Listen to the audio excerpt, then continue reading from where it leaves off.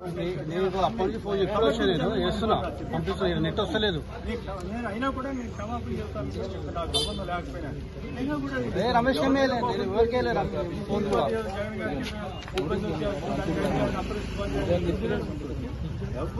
ఎక్కడ కూడా వారంటీ ఏం లేదు.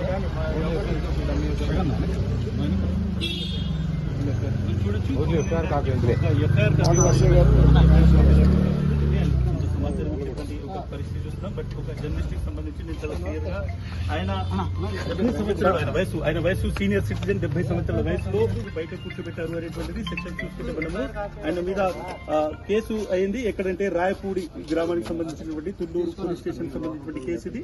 ఈ కేసులో మనం చూసుకుంటే ఆయనకు సంబంధించి అటు సెక్షన్ 79, 196 సబ్సెక్షన్ 1, తర్వాత 353 ఉంది సబ్సెక్షన్ 2, తర్వాత 299, 61 subsection 1, DNS 67, ITA 3 subsection 1, subsection 4, తర్వాత SC ST PC act PCA అనేటువంటి ఇవన్నీ సెక్షన్స్ లో పెట్టడం జరిగింది.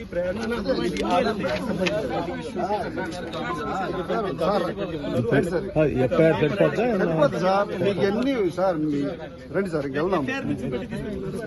సంబంధించి మాత్రం ఎఫ్ఐఆర్ మాత్రం చూపెట్టారు, నోటీస్ లేదు, ఏది లేదు. సార్ ఒక ఎఫ్ఐఆర్ చూపెట్టి మిమ్మల్ని తీసుకెళ్తున్నారు, ఏం చెప్తారు సార్? నాకు తెలియదు గొడవ. ఎఫ్ఐఆర్ మీరు తీసుకెళ్ళొస్తా తెచ్చివారనుకుంటుందా ఏం తెలియదు. పోలీసు వారు పోలీసు రాజ్యం నడుస్తా ఉంది, కానీ వీటిది కాదు, వీరు చాలా మర్యాదగానే ఉంటుంది. పోలీసు రాజ్యం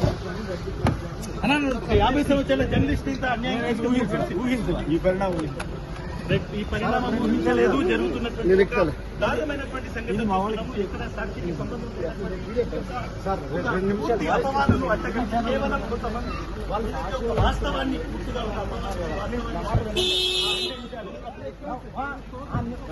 మీరు కోఆపరేట్ చేయాలి సార్, మీరు కోఆపరేట్ చేయాలి. ప్లీజ్ మీరు కోఆపరేట్ చేయాలి, ప్లీజ్ ఉండండి.